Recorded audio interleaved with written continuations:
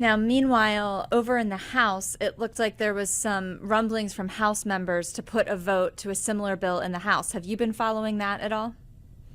Yeah, I haven't seen the exact language in the House bill, but I'm just following it loosely. So, what's your prediction? Will we have legislation that protects the right to birth control in the U.S. by the end of the year or by the election? I believe that there will be legislation on this issue that will pass. I think obviously we have a narrow Republican majority in the House that is so we're going to need some moderate Republicans to pull away. But I do believe that given that the reproductive health issues, have been really decisive in a handful of the elections that we've had in the last 2 years, I think we will see some Republicans willing to get behind, and we're not going to obviously get full Republican support for these bills, but that I believe Democrats will, that this is a winning issue for them, and that they will get support to pass this legislation sometime between now and the fall.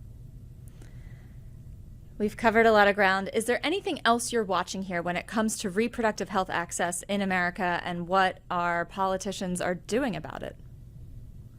I think this is a reminder, that this issue is not just one of that of about abortion; that it covers a broader range of topics. That the issue of IVF and access to fertility treatments, access to contraception, is a part of a whole broader set of issues, including some very serious ones like access to prenatal care when women potentially have a miscarriage. Can they get adequate care? There are some real issues here. There are also some polarizing issues here, and this is just yet another sign that the repeal of Roe v. Wade has opened the door to a sort of a tug of war, if you will, that's going to keep playing out, and voters are going to have to make decisions about how important this issue is to them, and the parties are going to definitely be paying a lot of attention to that issue.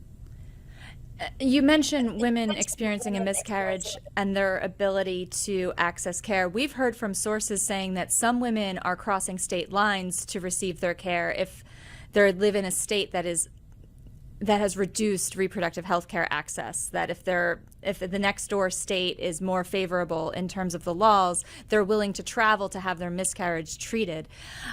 In that vein, I'm wondering, are you seeing in your practice, or just as you observe the landscape, women who are being punished for getting treated for a miscarriage, having an abortion, or even doctors who perform abortion services?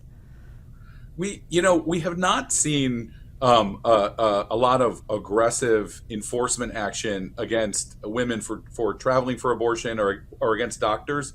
There's been a lot of aggressive language, and we have seen, sort of when cases hit the media, we've seen some response. I certainly don't think that any state is aggressively, prosecuting women for seeking treatment for a miscarriage. What's happening is something different, which is that doctors and hospitals are now nervous about whether they might be violating these fetal heartbeat laws. So we've created a lot of anxiety for healthcare providers that's resulting in women not getting access to care and making the decision to travel to another state, which is a solution for women who have money, by the way, but not for all women. This is really an issue that is very harmful to, particularly in all lower socioeconomic ranges where people don't have those same luxuries and privilege to go travel and take care of things. So what's happening is not, I would say, is not yet a kind of an aggressive, punitive approach to doctors, except in an isolated set of cases,